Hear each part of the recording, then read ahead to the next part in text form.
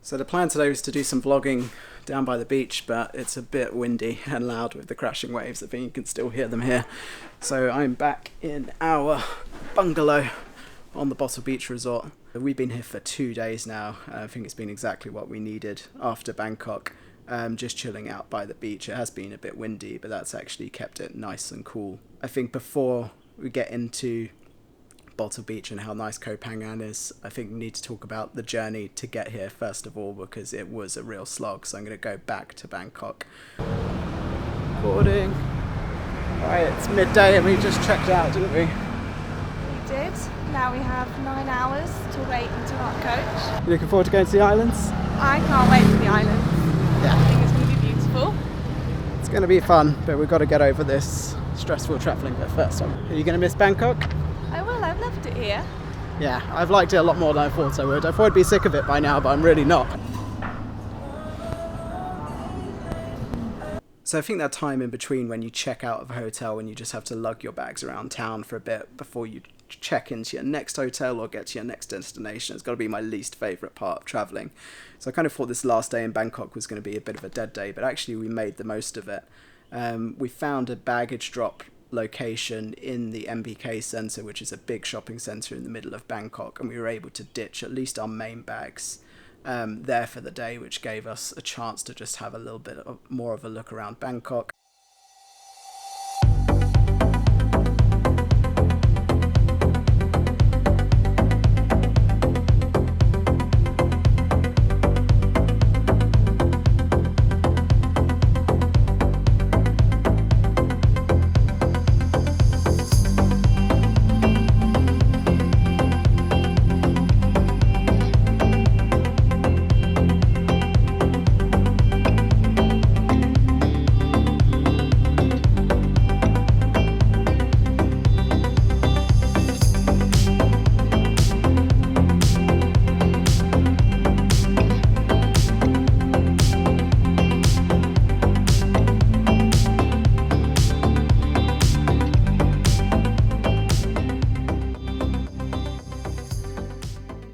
So next it was time to head back to the Koh San Road, which is not our favourite part of Bangkok. However, it is where we were going to pick up our coach transfer. We booked for a company called Lomprayah, who do high-speed ferries around the islands. So the deal with Lomprayah is they have an office just off the Koh San Road, which is the meeting point where you need to check in for your coach and ferry transfers. How it works is you go and join a big line. There's a few other 100 people there who are also doing the same thing. Our departure time was 9 p.m. in the evening. So we arrived there just after 8 to do the check-in. We were told at check-in, we were supposed to depart at 9 p.m. We were told at check-in that it was running a bit late and that it was going to be 9:30. So they essentially told us to come back to the office at 9:30. And we did just a little bit before then, and there was a little bit of waiting around just until about 10 o'clock. From there, it seemed really sort of disorganised and confusing. As a group of people, about 100 people or so, we all departed the office and walked down the road to an area where the coaches could pick us up. But from there, essentially, we were taken to an area where nobody knew what was going on. We were in the middle of what was essentially a big sort of roundabout type thing, and we were stuck there for about an hour just waiting. It did all sort of work out in the end, but it was all a bit confusing at that stage. So our journey pretty much consisted of a coach overnight from the Koh San Road in Bangkok down to Chumpon, and this is where we would pick up the ferry. Departed from Bangkok, it must have been about 10:30, going on 11 o'clock at night, and there was a pit stop in the middle at about 2 o'clock in the morning. We arrived in Chumpon at about 6 a.m. So you're looking at roughly 8 to 9 hours of travelling. So it's a 6-hour journey. So we arrived in Chumpon at about 10 o'clock at night, and there was a pit stop in the middle at about 2 o'clock in the morning. We arrived in Chumpon at about 6 a.m. 7 hours or so on the coach. The ferry itself was quite nice, modern. It's a speedboat type catamaran thing, so it is pretty quick. However, the day that we were departing, it was super choppy. It was crazy. I mean, it was just so up and down. I'm not sure if it could capture it properly on video, but there were people throwing up all over the place. However, Grace and I both survived, which is the main thing.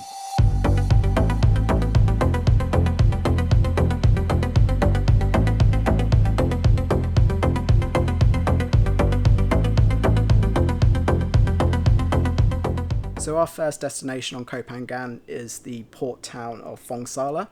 We weren't in the mood to hit up any of the bars that night. We chilled out at the hotel. On from Thong Sala, we were departing for where we really wanted to get to on Koh Phangan, which is a place called Bottle Beach on the north side of the island. Generally, from the research that I've done online, it's quite difficult to get to Bottle Beach. Essentially, the island sort of runs out of proper roads before you get there, so you need to be on a 4x4. To do it by road. There are options to do it by boat, but as I said, it's been really choppy around here sort of the last few days, so the usual longtail boats that can take you around the island just aren't operating at the moment because they can't get to the beaches. So our only option was to get sort of a 4x4 across the island.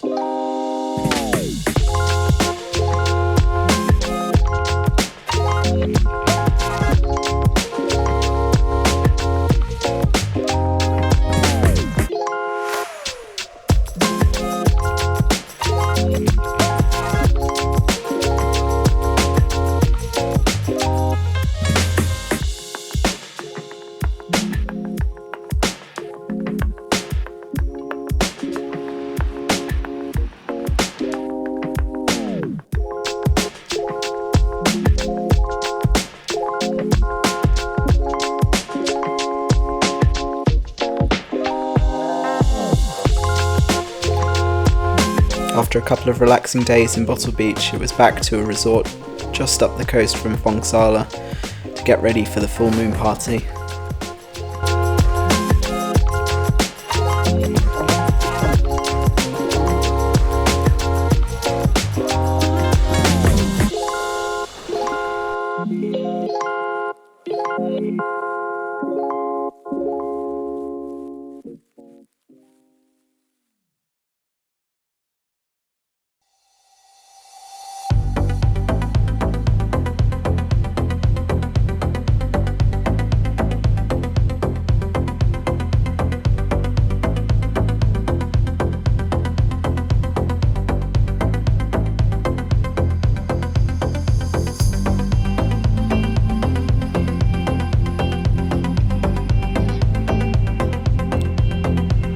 We didn't stay for long as we could tell that it wasn't going to get going properly until well into the early morning.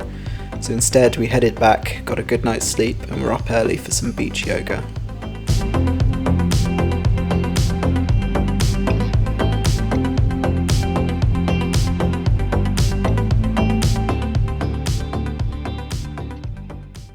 Morning beach yoga is done.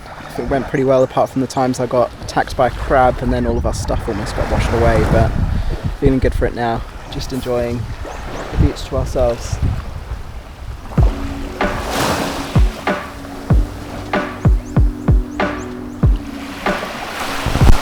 Koh Phangan is a great mix between lively party bars and chilled out beaches.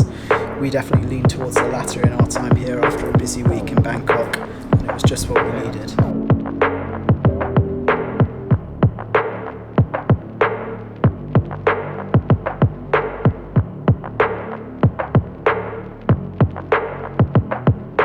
After escaping the rain in one of Thong Sala's many bars, it was time for us to reluctantly grab another ferry, this time a much shorter distance across to the neighbouring island of Koh Samui.